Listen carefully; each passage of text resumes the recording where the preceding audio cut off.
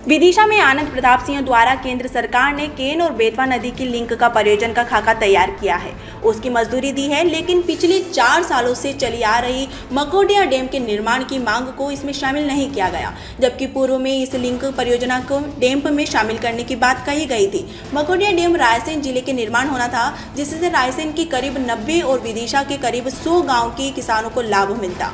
मकोडिया dam संघर्ष समिति के प्रमुख आनंद प्रताप सिंह ने बताया है कि अपने साथियों के साथ 4 सालों से वे डैम को बनाने में लेकर संघर्ष कर रहे हैं। भाजपा ने इस डैम के निर्माण को अपने घोषणा पत्र में भी शामिल किया था, लेकिन जब बेतवा और केन नदी की लिंक होने की घोषणा हुई तब उसमें मकोडिया डैम को शामिल नहीं किया गया। प्रेस कॉन्फ्रेंस के जरिए आनंद प्रताप सिंह ने कहा कि हम एक बार फिर नए सिरे से अब आंदोलन कर रहे हैं। मुख्यमंत्री के गृह नगर के इस प्रकार के किसानों के साथ दुर्व्यवहार हुआ है, उसकी हम निंदा करते हैं। अपने इस आंदोलन की शुरुआत करते हुए जगह जगह पंपलेट चस्पा करेंगे। जिन गांव के किसानों को इससे डैम से फायदा होना था, उस गांव में फिर से पहुंचकर जन समर्थन जुटाएंगे।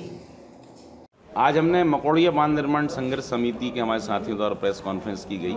इस प्रेस कॉन्फ्रेंस के माध्यम से हमने हमारे विदिशा के ग्यारसपुर, गुलाबगंज और विदिशा तहसील के 100 गाँवों के साथ जो शिवराज सिंह जी और मध्य प्रदेश शासन ने जो अन्याय किया, जो छल किया हमारे साथ, केन बेतवा लिंक परियोजना में मकोडिया को शामिल ना करके, प्रस्ताव ना देके जो हमारे साथ अन्याय हुआ, उस अन्याय को उजागर किया है। और उस अन्याय को उजागर करने के बाद हम इन गाँवों में यात्रा करेंगे। इन गाँवों के लोगों को इकट्ठा करके 26 जनवरी गणतंत्र दिवस के शुभ अवसर पर हम सीएम हाउस तक पदयात्रा करके हम शिवराज सिंह जी को और मध्य प्रदेश शासन को अपनी पीड़ा से अवगत कराएंगे। इसी बात की तो हम जानकारी आपके माध्यम से शिवराज सिंह जी से पूछना चाहते हैं कि ऐसा क्या कारण हुआ, ऐसा क्या विदिशा के किसानों के साथ आपका द्वेष है, या क्या ऐसी बुराई है कि विदिशा के जब योजना में वो शामिल था, योजना में मंजूर थी, वो योजना जब मंजूर हुई, उस योजना को मंजूर करने के लिए यहाँ के किसान संघर्ष करते हैं, और जब मंजूर हो जाती है तो उसमें से आप मकोडिया डैम हटा देते हैं।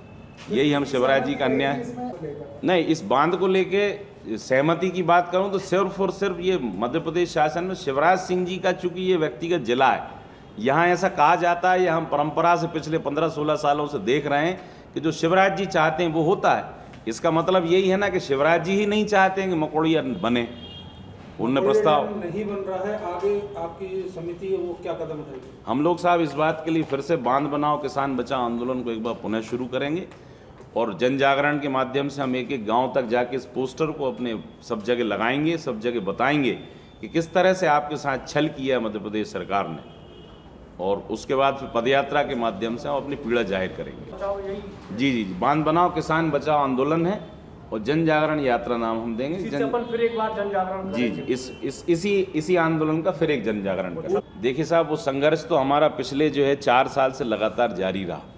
जब तक 22 मार्च 2021 को ये योजना मंजूर हुई, तब तक हम लोग लगातार कुछ ना कुछ आंदोलन करते ही रहे। हम लोगों ने एक बड़ा आंदोलन ये हुआ इसमें कि इसमें इन 150 गांव जो लाभान्वित होने वाले हैं, तपती धूप में हमारे साथियों ने जो है पदयात्रा की। मई 2017 में हमने पदयात्रा की। पदयात्रा करके हमने इस सारे गाँव के लोगों को संगठित किया, इकट्ठा किया। विदिशा से सोनू नामदेव की रिपोर्ट।